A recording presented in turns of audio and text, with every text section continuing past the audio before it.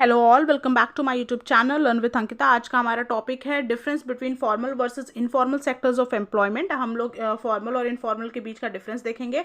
उससे पहले हम लोग जान लें कि एम्प्लॉयमेंट क्या होता है। एम्प्लॉयमेंट एक ऐसी सिचुएशन है जहाँ पे कोई पर्सन वर्क कर रहा होता है किसी के अंडर और उसे उसके बदले कॉम्पनसेशन मिलता है, तो वो एम्प्लॉयमेंट की सिचुएशन होती है।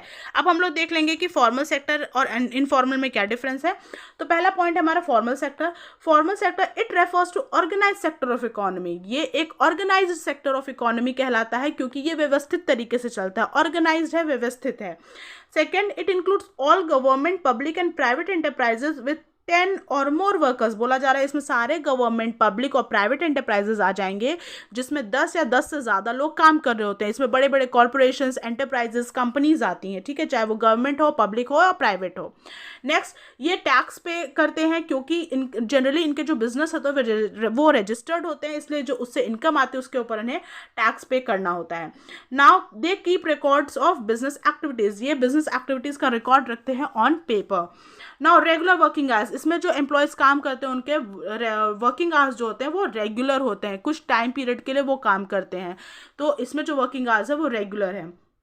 इसमें रेगुलर वेजेस पे करते हैं, जो भी एम्प्लॉय अपनी सर्विसेज दे रहा है उसके बदले उसे कॉम्पनसेशन मिलता है, और वो फॉर्मल होता है, वो ऑन पेपर भी होता है। ऐसा नहीं कि सिर्फ उन्हें बोल दिया गया, वो ऑन पेपर होता है, वो एक एग्रीमेंट होता है कि एम्प्लॉयज़ आपको सर्विस प्रोवाइड करेंगे, इतने ड्यूरेशन के लिए काम करेंगे और उसके बदले उन्हें वेजेस मिलेगा।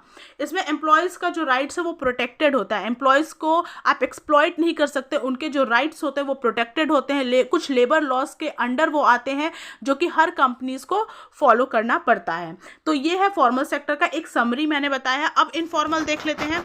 इनफॉर्मल सेक्टर ऑफ एम्प्लॉयमेंट का पहला पॉइंट है it refers to unorganised sector of economy. ये अनऑर्गेनाइज्ड है, बिल्कुल भी व्यवस्थित नहीं है, बिल्कुल भी ऑर्गेनाइज्ड नहीं है, अनऑर्गेनाइज्ड है।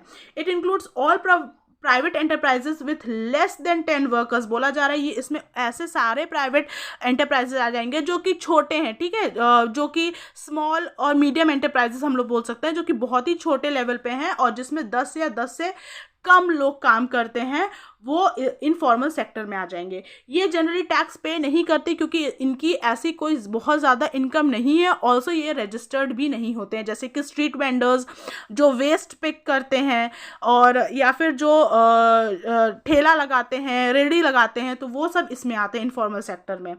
Do not keep accurate record of business activities. इसी कारण इनका जो बिजनेस एक्टिविटीज़ होता है वो ऑन पेपर रिकॉर्ड मेंटेन नहीं किया जाता है। इसमें लॉन्ग वर्किंग आवर्स होते हैं। इसमें जो वर्कर्स काम कर रहे होते हैं उनके वर्किंग आवर्स कोई फिक्स्ड नहीं होते हैं, जैसा काम होता है वैसे उतनी देर तक उन्हें काम करना पड़ता है। कभी कभी ये काम नहीं भी करते हैं और कभी कभी इनको काम बहुत देर तक भी करना पड़ जाता है।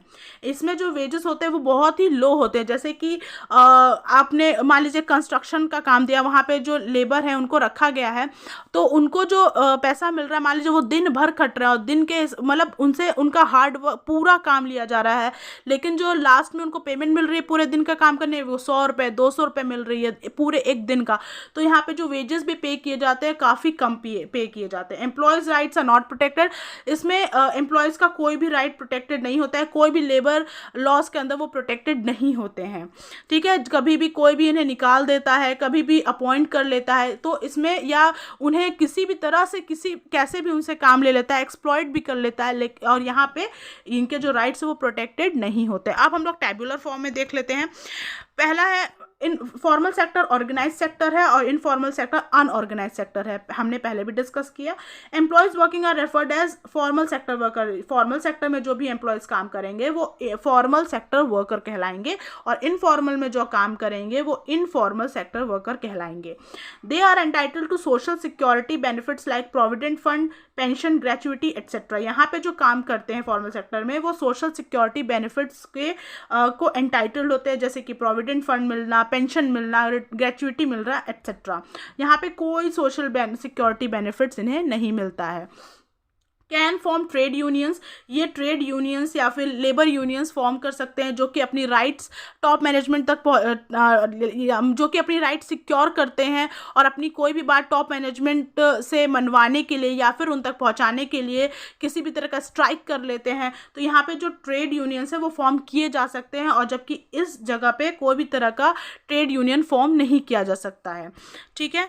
नेक्स्ट पॉइंट हमारा फॉर्मल सेक्टर में है, they are protected by various labour laws against uncertainties. इसमें जो एम्प्लॉयज़ होते हैं वो अनसर्टेनिटीज़ के अगेंस्ट लेबर लॉज से प्रोटेक्टेड होते हैं, जैसे कि उनके लिए सेफ वर्किंग एनवायरनमेंट प्रोवाइड किया जाए, उनकी अगर वो बीमार है तो उन्हें सिक लीव दी जाए, पेड सिक लीव दी जाए, और उस दौरान उनकी जो जॉब है वो भी सिक्योर रहे, आप एम्प्लॉयज़ को एक्सप्लॉइट नहीं कर सकते, तो वेरियस लॉज के थ्रू वो प्रोटेक्टेड होते हैं। जबकि इनफॉर्मल सेक्टर में क्या होता है, they remain unprotected by labour laws and high vulnerable to uncertainties.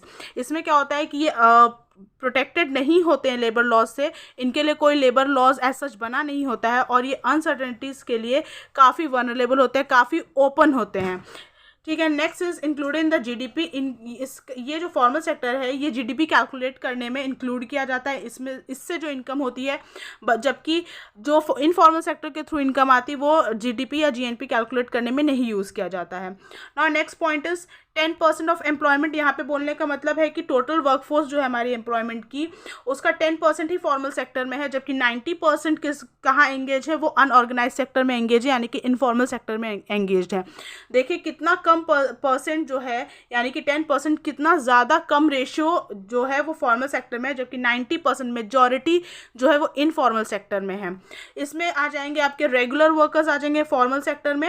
Regular workers वो होते हैं जो कि स्किल्ड होते हैं, जो बड़े जो कंपनीज़ में काम करते हैं, एंटरप्राइजेस में काम करते हैं, जिनको जो मंथली बेसिस पे काम करते हैं, वो रेगुलर वर्कर्स होते हैं। और ये इसमें आ जाएंगे सेल्फ एम्प्लॉयड और कैजुअल वर्कर्स, जो कुछ टाइम पीरियड के लिए काम करते हैं, कुछ एक स्पेसिफिक प्रोजेक्ट के लिए काम करते हैं, जब वो प्रोजेक्ट खत्म होता है तो उनका काम वहीं खत्म हो जाता है। तो कुछ वर्कर्स वो कैजुअल वर्कर्स कहलाते हैं, और सेल्फ एम्प्लॉयड ये दोनों किस में आ जाएंगे, इनफॉर्मल में आ जाएंगे। अब देख लेते हैं informalisation of workforce. Informalisation of workforce से हम क्या समझते हैं, ज़्यादा वर्कफोर्स का झुकाव किधर, इनफॉर्मल सेक्टर की तरफ।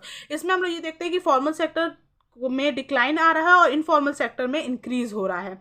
ठीक है, इन रिसेंट ईयर्स इंडिया में ये पाया गया है कि India has witnessed a shift of workers from the formal sector to informal sector. बोला जा रहा है कि इंडिया में भी ये देखा गया है रिसेंट ईयर्स में कि फॉर्मल से लोग ज़्यादा इनफॉर्मल की तरफ शिफ्ट हो रहा है। ऐसा क्यों हो रहा है, इसके रीजंस के साथ मैं एक वीडियो लाऊंगी।